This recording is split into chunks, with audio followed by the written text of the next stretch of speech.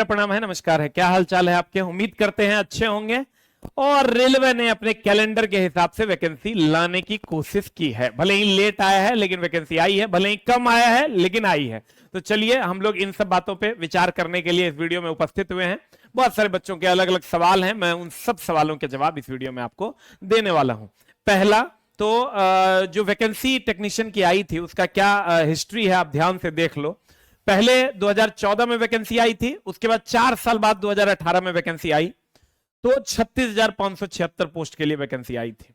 ठीक है, उसके बाद 2018 के बाद सीधा 6 साल बाद वैकेंसी आई और 14,298 पोस्ट के लिए वैकेंसी आई, और उसके बाद फिर 24 के बाद 25 में आई। अब मामला क्या है दोस्त मेरे, कि अब जब यहां देखोगे आप तो ये 5-5 साल पे वैकेंसियां आती थी।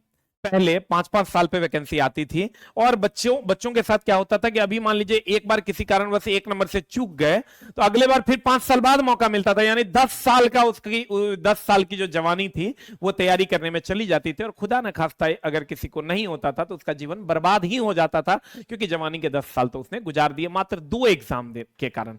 एक एग्जाम 5 साल बाद, फिर एक एग्जाम 5 साल बाद।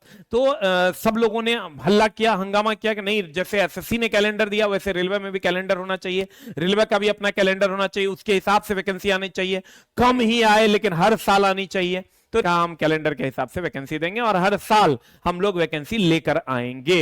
तो उसी पर रेलवे ने ये नोटिस वायरल हो रहा है, जो लगभग सही है। अब बीच में कुछ छेड़खानी रेलवे मंत्रालय के द्वारा हो जाए तो अलग बात है, नहीं तो लगभग ये जो नोटिस वायरल हो रहा है 6,000 प्लस सीट का, 6,374 पोस्ट का, ये सही है। अब मामला क्या है दोस्त मेरे, कि बहुत बच्चे कहते हैं सर वैकेंसी तो कम है, वैकेंसी तो कम है, हम कैसे तैयारी करें, इतनी कम वैकेंसी में कैसे होगा। तो हम उसी को समझाने के लिए और आप पॉजिटिव चीजों से मोटिवेट हो पाए उसके लिए ये वीडियो हम आपके सामने लेकर आए हैं। बार बार कहते हैं दोस्त मेरे, नेगेटिव चीजें सिर्फ आपको गलत रास्ते पर लेकर जा सकती है, पॉजिटिव चीजें ही आपको जीवन में आगे लेकर जा सकती है। लड़ना है सरकार से, लेकिन साथ ही साथ पढ़ना भी पड़ेगा। लड़ाई है बच्चों की, ये होना चाहिए, ये होना चाहिए, ये होना चाहिए, लेकिन साथ साथ पढ़ाई भी होना होगा। नहीं तो देखो एएलपी टेक्नीशियन में जिनको जॉब लेना था, टेक्नीशियन में वो जॉब लेके चले गए, जिनका एएलपी में होना था उनका हो गया, जिनका नहीं होना था वो बच गए। तो दोस्त मेरे, जब आप यहां देखोगे 18 से 24 में 6 साल का जो गैप था, 6 इयर्स, 6 साल का जो गैप था, उसके बाद वैकेंसी आई 14,298। तो पर ईयर अगर जोड़ोगे तो 2 से 3,000 पोस्ट, और फिर अगर 1 साल के गैप में अगर आपको 6,000 वैकेंसी मिल रहा है तो वैकेंसी कम जरूर है लेकिन वैकेंसी है। अब कैसे है आप गौर फरमाइएगा। अब आपको रेलवे में अगर आप आईटीआई पास हैं तो लगभग 7 बार एग्जाम देने का मौका मिलेगा आपको, 6 से 7 बार। आपका डिग्री लड़ा हुआ होगा तो वो अलग बात है, लेकिन 6 से 7 बार आपको एग्जाम देने का मौका मिलेगा। अगर डिग्री लड़ा हुआ भी होगा तब भी 4 बार तो कम से कम मिलेगा। अब दोस्त मेरे, मामला क्या है, एएलपी का भी 9 से 10,000 वैकेंसी लगभग आ रहा है। 24 में आया, उसके बाद भी 25 में जो वैकेंसी आई वो 9 से 10,000।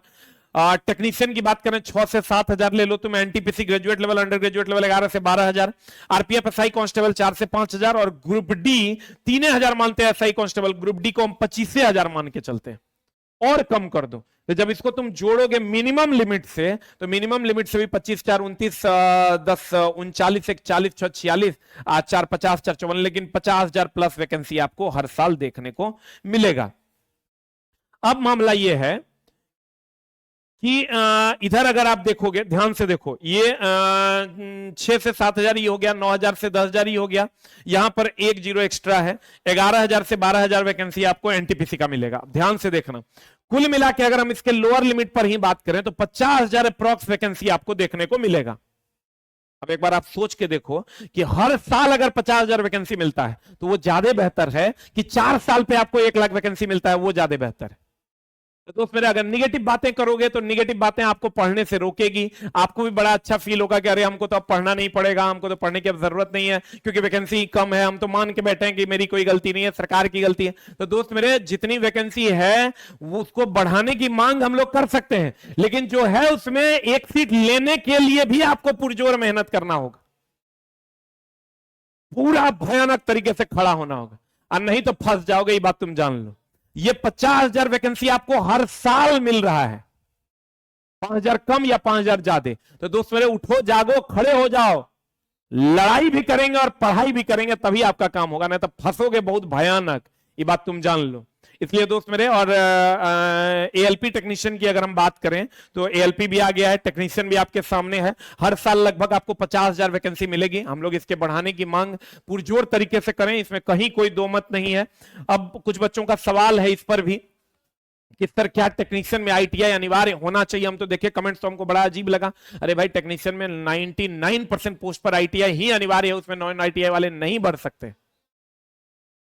ठीक है, बस 2-3 पोस्ट ऐसा है जिसमें इंटर वाले भर सकते हैं, बाकी सब में आईटीआई वाले ही भर सकते हैं, तो उसमें आईटीआई ऑलरेडी अनिवार्य है।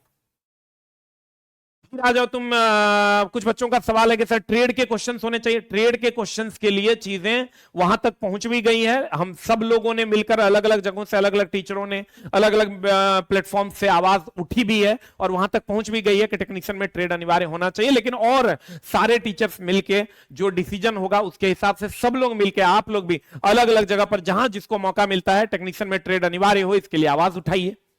और जब यह आवाज वहां तक पहुंचेगी तो इसको भी अनिवार्य किया जाएगा। तो दोस्तों मेरे, इसके लिए एकदम होना चाहिए, इसलिए कि मान लो अगर टेक्नीशियन में ट्रेड अनिवार्य हो जाएगा तो आईटीआई वालों का बहुत भला हो जाएगा। इसके लिए सबको मिलकर आवाज उठाने की जरूरत है। और ऑलरेडी इसमें आईटीआई ही है, इसमें नॉन आईटीआई वाले बस कुछ ही पोस्ट के लिए, 1-2 पोस्ट के लिए ही भर सकते हैं, बाकी सब पोस्ट आईटीआई के लिए रिजर्व है। तो दोस्त मेरे, कुल मिला के अगर हम बात करें तो 50,000 प्लस वैकेंसी आपको हर साल मिलेगी। हम बार बार कहते हैं, बहुत सारे लोग आपके लॉज में होंगे, बहुत सारे लोग आपके अगल बगल में होंगे जो आपके अंदर निगेटिव बातें थोप रहे होंगे कि नहीं होगा, होवे नहीं करेगा, होवे नहीं करता है, सेटिंग हो जाता है, फलना चिलना। उनका खुद का जीवन में कुछ नहीं हुआ है, इसलिए सिर्फ पॉजिटिव बातों पर जाइए दोस्त मेरे, तभी आपका काम होगा, नहीं तो नहीं होगा। और पागल बनना पड़ेगा, नहीं तो अभी अगर आपके पास ऑप्शन है तो कोई दूसरा काम ढूंढ लीजिए। अगर आपको ये लगता है कि नहीं हमसे ये नहीं होगा तो वैकेंसी तो इतनी ही आएगी। अगर आपके पास कोई और ऑप्शन है तो उसको ढूंढ लीजिए और इसको छोड़ दीजिए। नहीं तो अगर यही करना है तो पुरजोर तरीके से डंके की चोट पर कीजिए, तब आपका काम होगा। तो दोस्त मेरे, स्टूडेंट्स ऑप्शन की अगर हम बात करें, कोई एक ऑप्शन चुनिए, या तो अगर पढ़ना है तो पुरजोर तरीके से पढ़ना है, और नहीं तो कोई दूसरा काम करना है तो वो कर लीजिए। दूसरा, साल में 5 से 6 बार आपको एग्जाम देने का मौका मिलेगा। अगर मान लीजिए इस बार पहले एग्जाम में गड़बड़ी हो गई, दूसरा को ठीक करेंगे, दूसरे में गड़बड़ी हो गई, तीसरे को ठीक करेंगे, तीसरा में गड़बड़ी होगा, चौथा में गड़बड़ी होगा, पांचवा में गड़बड़ी हो गई, छठे को ठीक करेंगे।